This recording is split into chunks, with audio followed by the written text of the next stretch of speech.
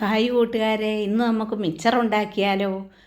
അതിനായിട്ട് ഞാൻ ഒരു തവിക്ക് 3 തവി കടലമാവ് ആണ് ഇടുന്നത്.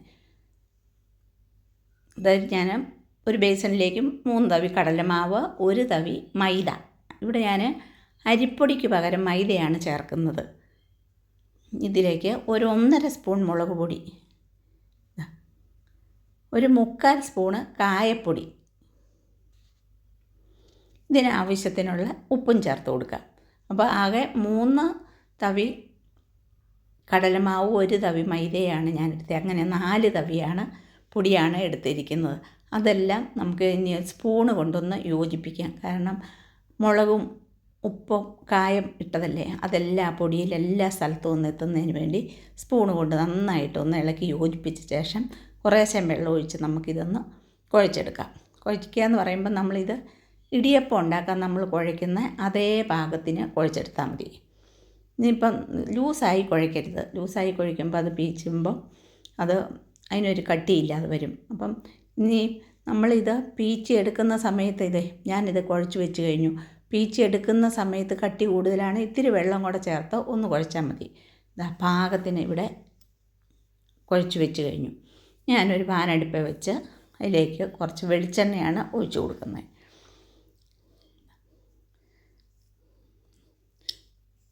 നമുക്ക് ഇടിയപ്പത്തിൻ്റെ എണ്ണ അവിടെ ഇരുന്ന് ചൂടാകട്ടെ. ഇടിയപ്പത്തിൻ്റെ അച്ചെടുത്ത് അതിൽ എണ്ണയെല്ലാം തൂത്തതിന് ശേഷം നമ്മൾ അങ്ങനെയാണല്ലോ ഇടിയപ്പം ഉണ്ടാക്കുന്നത്. അതേപോലെ തന്നെ നമുക്കിതിലേക്ക് മാവ് ഇട്ട് കൊടുക്കാം. കണ്ടോ,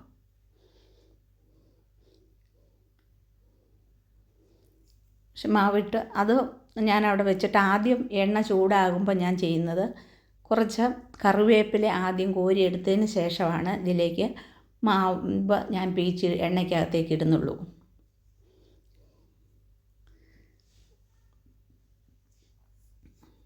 കണ്ടോ, കുറച്ച് കറിവേപ്പില അതാദ്യം വറുത്ത് കോരിയെടുക്കാം. നമുക്ക് കറിവേപ്പിലയും കടലയൊക്കെ ഇട്ടല്ലേ നമുക്ക് മിക്സർ കിട്ടുന്നത്. അതുപോലെ തന്നെ നമുക്കിതും ഇവിടെ ചെയ്യാം. കറിവേപ്പില കോരി എടുത്തു കഴിഞ്ഞു. ഇനി നമുക്ക് ഈ എണ്ണയ്ക്കകത്തോട്ട് മാവ് പീച്ചിടാം.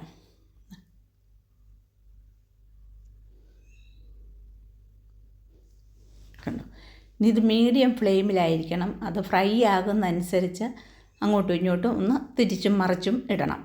അങ്ങനെ ഞാൻ ആ മാവ് മൊത്തം പീച്ചി ഇങ്ങനെ ഫ്രൈ ആക്കി എടുത്തിട്ടുണ്ട്.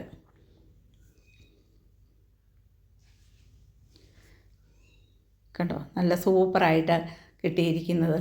ഇതുപോലെ തന്നെ നമ്മൾ പാകത്തിന് കുഴച്ചെടുത്താൽ നമുക്കിതുപോലെ വറുത്ത് കോരിയെടുക്കാം. അങ്ങനെ മൊത്തം അത് ഞാൻ വറുത്ത് കഴിഞ്ഞു.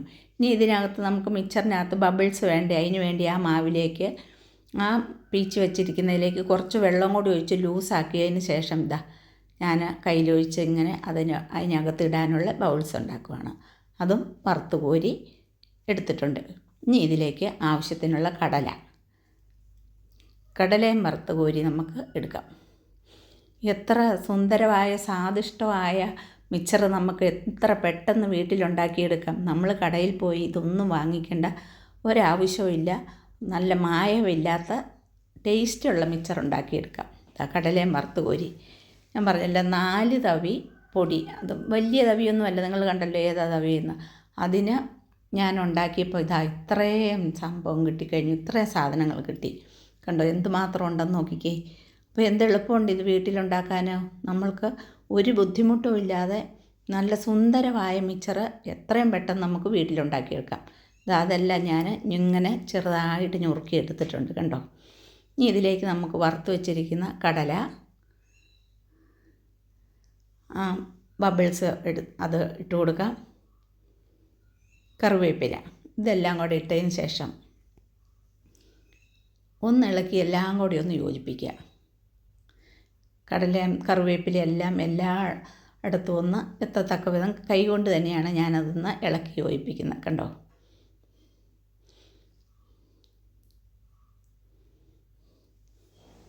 എത്രമാത്രം മിക്സറുണ്ടെന്ന് നോക്കിക്കേ.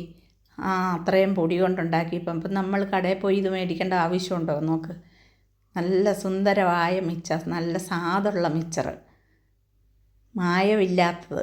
എത്ര ഇതാണ് നമ്മൾ കടയിൽ നിന്നൊക്കെ മേടിക്കുമ്പോൾ ഏതെല്ലാം എണ്ണ ഉപയോഗിച്ചതിന് ശേഷമാണ് അതിനകത്തിട്ടാണ് വീണ്ടും വീണ്ടും വറുത്ത് നമുക്ക് തന്നുകൊണ്ടിരിക്കുന്നത്. നമുക്കിതൊന്നും അല്ലാതെ നല്ല മിച്ചർ ഇതുപോലെ നമുക്ക് ആവശ്യമുള്ളപ്പം വീട്ടിൽ നമുക്ക് ഉണ്ടാക്കിയെടുക്കാം. ഇനി ഇതിന് ടേസ്റ്റ് കൂട്ടാൻ വേണ്ടി ഇതിലേക്ക് ഞാൻ കുറച്ച് ഉപ്പ് തൂളി കൊടുക്കുന്നു. നമുക്ക് എരിവുള്ള മിച്ചറും എരിവില്ലാത്ത മിച്ചറും കിട്ടിയാലേ അപ്പം ഇതിനകത്തേക്ക് നമുക്ക് എരിവ് ഇഷ്ടമുള്ളവർക്ക് എരിവിന് വേണ്ടി കുറച്ച് മുളക് പൊടിയും കുറച്ച് ഉപ്പും കൂടെ തൂളി കൊടുത്തിട്ട് ഒരു 3/4 സ്പൂൺ മുളക് പൊടിയേ ഞാൻ തൂളി കൊടുക്കുന്നുള്ളൂ. ആ മുളക് പൊടിയും കൂടെ തൂളി കൊടുത്ത് ഇത് നമുക്ക് ഒന്ന് ഇളക്കി യോജിപ്പിച്ചെടുത്താൽ നല്ല സുന്ദരമായ എരിവുള്ള മിച്ചർ ഇവിടെ റെഡിയായി കഴിഞ്ഞു. പിള്ളേർക്കൊക്കെ കൊടുക്കാനാണെങ്കിൽ നമ്മൾ മുളക് പൊടി തൂളേണ്ട ഒരാവശ്യമില്ല. അത് ഇതുപോലെ തന്നെ വറുത്തങ്ങ് കൊടുത്താൽ മതി. കണ്ടോ, ടേസ്റ്റോടുകൂടി നല്ല സുന്ദരമായ മിച്ചർ നമുക്ക് എപ്പോൾ വേണമെന്ന് തോന്നിയാലും വീട്ടിൽ നമുക്ക് ഉണ്ടാക്കാം. നമുക്കൊരു വിരുന്നുകാർ വരുമ്പം നമുക്ക് കടയിൽ നിന്ന് മേടിക്കാതെ ഇത് ഉണ്ടാക്കി ഇതുപോലെ നമുക്ക് കൊടുത്താൽ മതി. കണ്ടോ, സുന്ദരമായ മിച്ചർ ഇവിടെ റെഡി ആയിട്ടുണ്ട്. കണ്ടോ, നിങ്ങളെൻ്റെ വീഡിയോ കണ്ടിട്ട് എന്നെ സപ്പോർട്ട് ചെയ്യാൻ മറക്കരുത്. പുതിയതായി കാണുന്നവരൊന്ന് സബ്സ്ക്രൈബ് ചെയ്തിരിക്കണം, ലൈക്ക് ചെയ്യാനും മറക്കരുത്. വീണ്ടും പുതിയ വീഡിയോ ആയിട്ട് നമുക്ക് കാണാം. Thank you.